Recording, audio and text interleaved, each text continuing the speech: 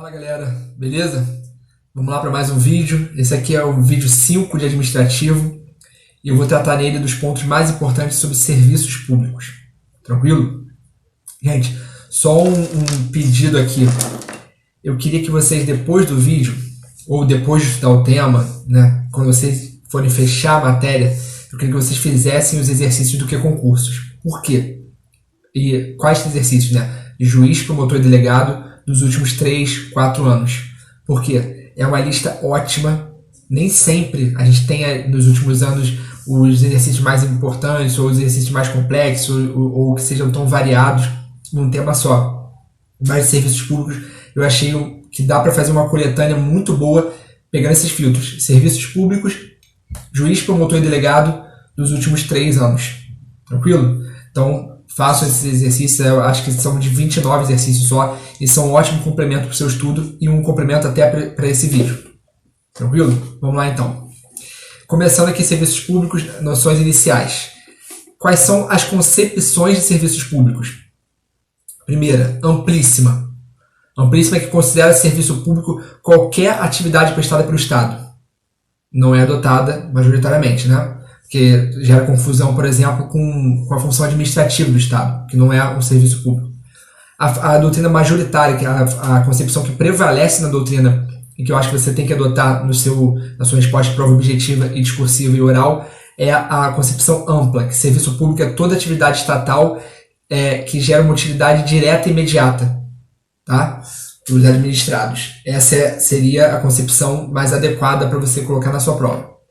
Tem também a concepção restrita, que serviço público seria só aquela com aquela atividade prestacional, né, aquele serviço uti singuli, tá? E uma visão ainda mais restrita, que é a concepção restritíssima, que seria serviço público apenas aquelas atividades que são remuneradas diretamente pelos usuários. Isso aqui você não vai adotar na prova. Como eu disse, a concepção ampla, que serviço público é aquela atividade prestada pelo Estado direta ou indiretamente, né, que geram uma utilidade direta e imediata para os usuários, beleza? Para os administrados. Vamos lá então, seguindo aqui, ainda nesses conceitos iniciais. É livre a criação de serviços públicos? O Estado pode efetuar a publicácio, que é aquela a ação que torna público um serviço público, né? Ele pode livremente tornar qualquer serviço um serviço público? Não, tá? Tem que ter tem que ser para satisfação de uma necessidade coletiva. Tem que haver uma ponderação. Então você pega esses dois argumentos e desenvolve. Você precisa ter uma ponderação, uma aplicação do princípio da proporcionalidade e uma atividade que satisfaça a necessidade coletiva, satisfaça o interesse público imediato, né, da população. Imediato não, desculpa. O interesse público primário da população. Então, você não pode pegar uma atividade qualquer, desempenhada pela livre iniciativa, e colocar para efetuar a publicação. Não pode. Tranquilo? Vamos lá, próximo ponto que eu queria destacar aqui. Eu vi dois conceitos diferentes, e aí isso me chamou a atenção, dois materiais diferentes, dois materiais respeitáveis, eu quero que vocês tomem cuidado. Eu vi o conceito de serviço público impróprio. Aliás, eu vi dois conceitos de serviço público impróprio. Aí eu quero que vocês tomem cuidado. Em um dos conceitos, serviço público impróprio seria aquela atividade que pode ser prestada diretamente pelo particular sem que haja delegação. Ela não pertence exclusivamente ao Estado. Por exemplo, serviço de saúde, serviço de educação. Isso pode ser prestado pelo Estado, pelo particular, sem que haja necessidade de delegação do poder público. Aí, esse é um conceito que eu vi de serviço público impróprio. Mas aí eu achei um outro conceito, em outro material respeitado, que fala que serviço público impróprio ou virtual seria aquela atividade que eu tenho, que são atividades econômicas altamente vinculadas, uma complexa regulação sobre serviço. Por exemplo, sistema financeiro, telefonia móvel, essas atividades seriam um serviço público impróprio ou virtual, porque existe... Apesar de poder ser prestado diretamente pelo particular, existe uma alta regulação do poder público. Então, cuidado que tem esses dois conceitos. Eu não sei qual vai ser o que vai cair na sua prova. Beleza? Gente, vamos lá. Próximo ponto aqui que eu queria destacar dentro dos serviços públicos são os princípios, né? Segundo ponto da aula de hoje. Onde estão esses princípios?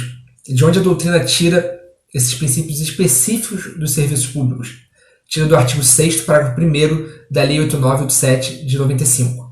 Você sempre tem que ler a lei seca, tá? Além do seu material, se o seu material já não trouxer todos os artigos citados e os artigos da lei, você vai lá no site do Planalto e lê a lei atualizada ao longo do estudo. Eu prefiro fazer assim, eu não faço de uma forma destacada, eu vou tirar algumas horas para ler seca, eu faço junto, em conjunto com o estudo. Então, eu citei agora o artigo 6º, você vai lá ler o artigo 6º seguinte, por exemplo. Eu acho que é uma boa estratégia, uma boa forma de absorver o que você absorver melhor, que pode ser cobrado na sua prova. Então, vamos lá, gente, ver quais são os princípios do artigo 6º, parágrafo 1º. Generalidade, regularidade, continuidade, modicidade, modernidade ou atualidade, mutabilidade. A gente tem lá expressos, né? Regularidade, continuidade, eficiência, segurança, atualidade, generalidade, cortesia na sua prestação e modicidade das tarifas. Aí eu juntei aqui, de acordo com a doutrina, quais são esses princípios com outros nomes ou um nome englobando mais de uma palavra que está lá nesse artigo 6, parágrafo 1º, tá bom? Generalidade, regularidade, que é o cumprimento de acordo com as normas, continuidade, modicidade, que é o preço módico das tarifas, né? Modernidade ou atualidade, o serviço deve ser moderno, deve ser atual, e mutabilidade, você tem como, né, durante a execução, o regime pode ser alterado de acordo com o interesse público. Mas vamos lá.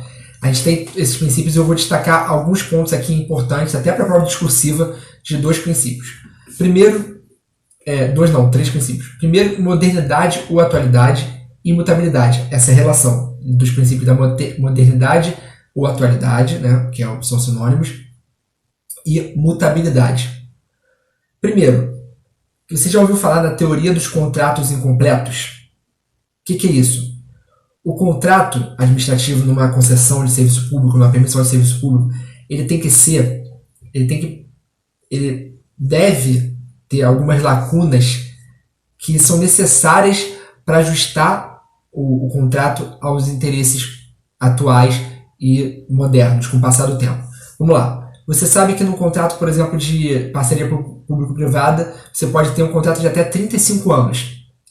O que é bom hoje não era bom, o que é atual hoje, o que é necessário hoje para a população, não é a mesma coisa que era necessária em 1995. Olha quanto as coisas mudaram de lá para cá. Então, o contrato, pela teoria dos contratos incompletos, devem haver lacunas necessárias a esse ajuste da necessidade atual para ele ser moderno, para o serviço público ser moderno e atual. Beleza? Teoria dos contratos incompletos. Não se esqueçam disso. E aí, você também ajustando, né, pela mutabilidade dos contratos, essa característica da mutabilidade dos serviços públicos, para você ajustar, você tem que também falar na sua questão discursiva, você fala do equilíbrio econômico e financeiro dos contratos. Se ele vai ser ajustado, se ele vai ser atualizado, se ele vai ser ajustado aos anseios atuais da população, ele deve permitir, ele deve prever também formas de equilibrar econômica e financeiramente esse contrato. Tranquilo? Vamos lá, próximo ponto aqui. Princípio da continuidade. Esse aí cai em prova direto sobre o que o STJ fala as possibilidades que o STJ prevê de interrupção do serviço público. A gente sabe que pode ser interrompido em caso de emergência. Em caso de emergência não precisa de aviso prévio, óbvio. Com aviso prévio, em caso de ordem técnica ou de segurança das instalações, por exemplo, pode ser interrompido com aviso prévio. E com aviso prévio em caso de inadimplemento do usuário. Tá? Se o Estado for esse usuário, também há possibilidade de corte, de interrupção do serviço público, se esse serviço público não for essencial, se não vai gerar risco à vida, por exemplo, dos usuários, das pessoas, da coletividade. Por exemplo, eu não posso, um hospital público parou de pagar a luz, eu não posso cortar a luz do hospital público, as pessoas vão morrer, óbvio. Mas eu posso cortar a luz de uma praça pública, um campinho de futebol, de uma praça pública. Posso, tá? A concessionária pode. Então, cuidado com essa ressalva. Pode vir na sua prova assim, se o Estado for usuário, não pode cortar? Pode sim. Legal? Vamos lá, gente. Próximo ponto aqui. Formas de transferência do serviço público. A gente sabe que o serviço público pode ser transferido por outorga, que a própria lei transfere a titularidade do serviço público, por exemplo, para uma autarquia, aí vai ser por outorga, ou por delegação, que ela transfere só a execução do serviço público, ela não transfere a titularidade do serviço público. Tá? E aí, dentro de delegação, para o segundo setor, né, recapitulando aqui aquela ideia de primeiro, segundo e terceiro setor, segundo setor é o particular prestando serviço público, visando também o lucro, tá? Visando o seu lucro, segundo setor. A gente sabe que a gente tem formas de delegação. Quais são elas? Permissão e concessão. Autorização, gente, existe discussão doutrinária se existe autorização de serviço público. A gente não tem dúvida que existe autorização para o uso de bem público, a gente não tem dúvida que existe autorização no exercício do poder de polícia, mas para autorização para prestar serviço público, há discussão doutrinária. O Rafael Oliveira, por exemplo, ele não admite. Tá? A doutrina, o entendimento tradicional admite, baseado no artigo 21, incisos 11 e 12 da Constituição Federal, ele fala que aquilo ali seria exemplo de autorização de serviço público, mas para a doutrina mais moderna, Rafael Oliveira, por exemplo, ele entende que essa autorização do artigo 21, inciso 11 e 12 é só autorização no exercício do poder de polícia. Tá? E se você for ver, o artigo 175 ele só fala de permissão e concessão. Ele não fala de autorização. Então existem esses argumentos para vedar a existência de autorização, para negar a existência de autorização de serviço público. Beleza? Vamos lá. Permissão de serviço público. O que é bom saber assim? Qual é a diferença de permissão para concessão de serviço público? Primeiro, a permissão ela pode ser para pessoa física, a concessão só para pessoa jurídica. Outra diferença, a permissão de serviço público também tem que haver licitação prévia para haver permissão. Só que não há uma modalidade expressamente prevista, como é no caso da concessão à concorrência. Na permissão tem que haver licitação, mas não há uma modalidade específica legalmente prevista. Tá? Então peguem essas duas diferenças. Primeiro, pode ser uma pessoa física. Segundo, tem que ser licitação, mas não precisa ser concorrência, como é a regra na concessão. Beleza? Natureza jurídica da permissão. Contrato administrativo segundo a melhor doutrina. Porque tem gente que diz que é ato unilateral, né, ato administrativo, mas a melhor doutrina tem que ser contrato administrativo baseado na letra da lei da Constituição, artigo 175, a letra da lei da Constituição é brava. Letra da Constituição, artigo 175, inciso 1, né, que ele fala caráter especial de seu contrato, e o artigo 40 da lei 8987 também fala em contrato de adesão. Coisa meio estranha, mas ele fala em contrato de adesão. Legal?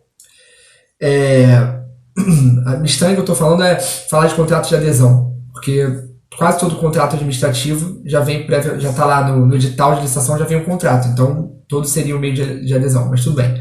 Isso aqui pouco importa. O que importa é você saber que a natureza jurídica, de acordo com a melhor doutrina da permissão, é contrato administrativo. Diferente da permissão para uso de bem público, que é um ato administrativo. Tá bom? Concessão. O que a gente tem para destacar sobre concessão? A gente tem a concessão comum, né, concessão de serviço público, concessão precedida de obra pública, e concessões especiais, que são as parcerias público-privadas, concessão administrativa e patrocinada. Isso é tranquilo. Né? Quais são as características comuns? Como eu disse, na diferença para a permissão, não pode ser delegado para pessoa física, tem que ser precedida de licitação na modalidade de concorrência, e a natureza jurídica é de contrato administrativo. Isso são características comuns à concessão especial e concessão comum. Agora, alguns pontos aqui que eu vou destacar sobre concessão, e aí quando for só da comum eu falo, tá? Mas em regra, esses pontos que eu vou destacar agora, nesse momento, vale tanto para concessão comum quanto para concessões especiais, que são as parcerias público-privado. Vamos lá, gente. Eu sei que está muito rápido, mas tem que ser assim, porque aqui é uma recapitulação, é um resumo, uma revisão e um roteiro do seu estudo. Então eu tenho que falar bem rápido mesmo, para você. E se você quiser pausar para anotar, se você quiser ouvir várias vezes, ótimo. Mas em regra eu quero ter um vídeo curto, apenas como uma boa revisão e roteiro para vocês. Tá bom? Vamos lá. Responsabilidade civil no caso de concessão. Regra objetiva. Se for por omissão, pode ser subjetiva. A do poder, qual é a responsabilidade do poder concedente? Gente, cuidado para não falar assim, é automaticamente subsidiária, é automaticamente solidária. Não é, tá? Cuidado. O STF, numa decisão sobre direitos trabalhistas, ele decidiu que essa responsabilidade do concedente, do poder concedente, não é automática, subsidiariamente automática. Ou seja, não pagou, posso cobrar do poder público? Não. Tá? Tem que saber qual é o caso concreto. Não pagou por quê? A empresa deixou de existir? Não pagou por quê? Houve uma negligência do poder público? Aí você pode responsabilizar o poder concedente. Mas não existe subsidiariedade ou solidariedade em regra na responsabilidade do poder concedente. Beleza? O que é subconcessão e subcontratação? Subconcessão numa concessão de serviço público. A concessionária ela passa aquela concessão para uma terceira pessoa jurídica, para outra pessoa jurídica. Aí, para haver essa subconcessão, tem que haver expressa autorização do concedente, previsão contratual e tem que haver concorrência, promovida pelo poder concedente, não pela concessionária. Há quem diga que poderia ser pela concessionária, mas a doutrina majoritária entende que o poder concedente tem que fazer essa licitação na modalidade de concorrência para haver subconcessão. Agora, subcontratação, basta haver previsão no edital. Não há transferência da responsabilidade. A concessionária ela só subcontrata como se fosse uma terceirização para prestar aquele serviço sob o seu comando, sob a sua responsabilidade. Tá? Aí tem que ter, basta haver previsão editalícia. Tranquilo? Outro ponto aqui. No caso de pessoa jurídica, pode haver consórcio de pessoa jurídica para ganhar uma licitação para essa concessionária.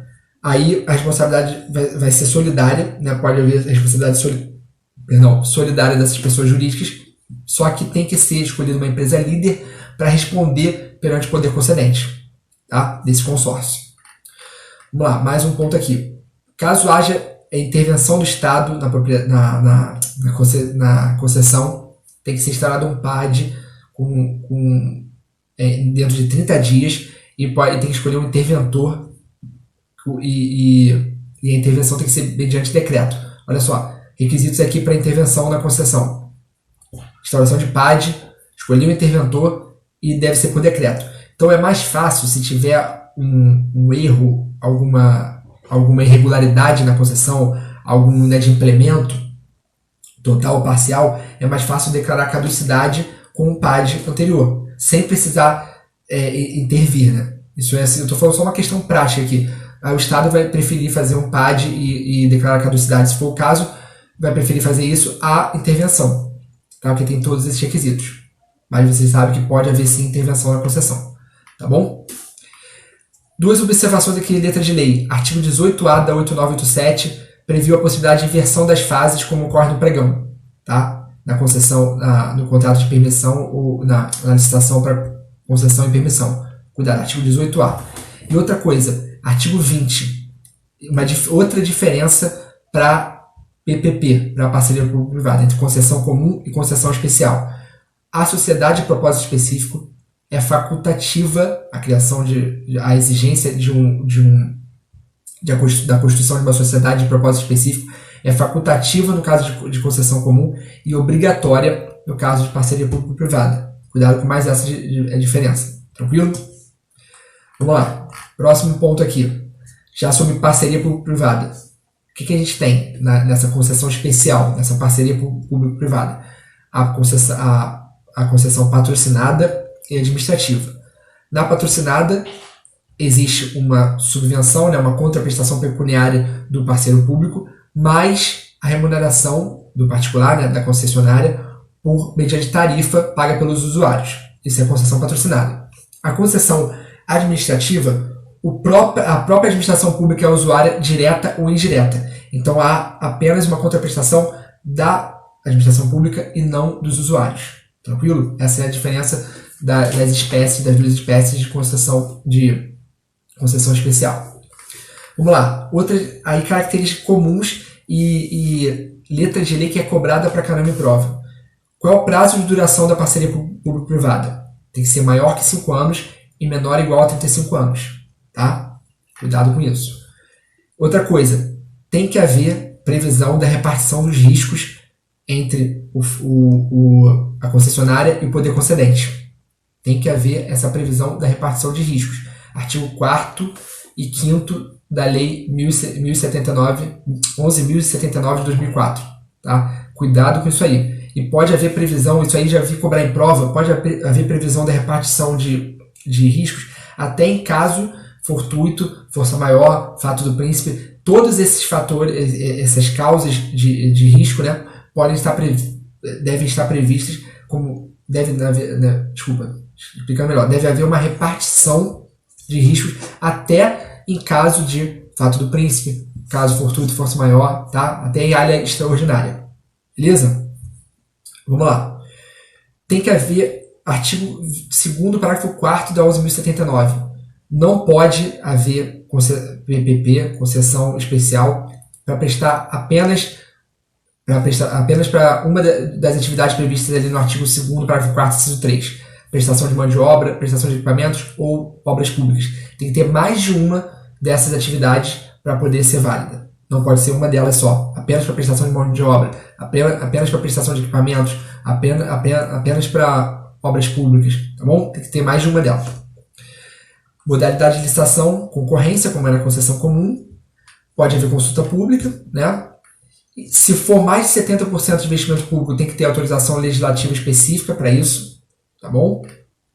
Tem que haver, como eu disse lá, na diferença, tem que haver constituição de uma sociedade de propósito específico, não é facultativo, como na concessão comum, na parceria público-privada é obrigatório, tá? E, via de regra, a administração não pode ter maioria do capital votante. Ela só vai ter maioria do capital votante dessa sociedade de propósitos específicos se a concessionária ficar inadimplente e a instituição financeira que garantiu esse contrato for pertencente ao poder público. Aí ela pode se tornar, por consequência, né, de maneira indireta, uma acionista majoritária dessa sociedade de propósitos específicos. Tá? Cuidado com essa exceção. Gente, penúltimo ponto aqui do vídeo de hoje. Extinção do contrato de concessão. Quais são as formas? Advento do termo contratual, encampação, que é aquela extinção do contrato por interesse público, aí tem que haver indenização prévia, tá? Tem que haver dotação orçamentária também para essa indenização e para poder assumir esse serviço público, né? Qual é a outra hipótese de extinção? Caducidade, que é por inexecução total ou parcial do contrato. E aí eu destaco o artigo 38, parágrafo 3º, que diz que tem que oportunizar ao concessionário a possibilidade de correção das falhas antes, né, com procedimento contraditório para a defesa, antes de de declarar a caducidade daquele contrato, de extinguir aquele contrato de concessão ou de permissão, né? Outra hipótese aqui, anulação, tá? Outra hipótese de extinção, né? Pode ser por anulação quando há alguma ilegalidade no contrato de concessão, quando há uma ilegalidade, por exemplo, na licitação, não houve uma licitação, aí pode ser anulado, tá? E pode ser extinto também por falência ou extinção da concessionária. Mais duas hipóteses aqui, rescisão amigável e rescisão judicial. Tá? A rescisão judicial é a maneira que o particular, né, que a concessionária tem para rescindir o contrato por culpa da administração, por inadimplemento por parte da administração pública. Tá bom? Rescisão judicial. Ele não pode, por exemplo, invocando a exceção do contrato não cumprido, ele não pode extinguir o contrato. Tem que entrar com uma ação judicial. É obrigatório. Mais uma forma aqui de extinção, que não é muito falada, mas está no artigo 4º, inciso 2, da Lei 13.448 de 2017, que é relicitação. Já ouviu falar nisso? Relicitação. A hipótese, por exemplo, da concessionária não suportar mais cumprir aquele contrato, ela não tem mais condições financeiras, por exemplo, de cumprir aquele contrato, aí ela pede a rescisão, né? E ela pede para haver uma nova licitação, vai mantendo ali, enquanto isso vai haver uma nova licitação, para que o contrato passe direto de uma para outra e não haja interrupção e também ela não seja punida, por exemplo, considerada inidônea para uma nova contratação quando ela melhorar financeiramente, quando estiver mais saudável financeiramente, quando aquela pessoa jurídica melhorar e quiser participar de uma nova licitação. Então existe essa possibilidade de relicitação, que é fazer a administração pública promove uma nova licitação a partir do momento que a concessionária diz que não consegue mais cumprir o contrato, tá bom? Gente, reversão, que é a incorporação dos bens utilizados na prestação de serviço público pelo poder concedente, não é uma forma de extinção. Cuidado, se estiver previsto, está errado. Isso é uma consequência da extinção do contrato. Aqueles bens que serviam ao serviço público pelo princípio da continuidade vão ser revertidos para a administração pública. Tá? Ela vai usar aqueles bens e a lista dos bens reversíveis tem que estar prevista no edital do contrato de acordo com o artigo 18, inciso 10 da Lei 8987. Cuidado com isso aí. Lê lá, artigo 18, inciso 10 da Lei 8987. Tá? Outra coisa aqui, outra observação. Transferência de concessão ou do controle da sociedade concessionária deverá ser precedida de anuência do poder concedente, estou lendo aqui, sob pena de caducidade. Ou seja, se houver transferência, repetindo, né? Se houver transferência do controle da sociedade concessionária, tem que haver prévia anuência do poder concedente sob pena de caducidade. Cuidado com isso. Gente, último ponto, penúltimo ponto, né, que eu vou destacar uma jurisprudência também. Procedimento de manifestação de interesse. O que é isso, gente? Já ouviu falar também? Procedimento de manifestação de interesse é um procedimento previsto na lei que rompe aquela lógica tradicional de que quem apresenta o projeto não pode participar da licitação.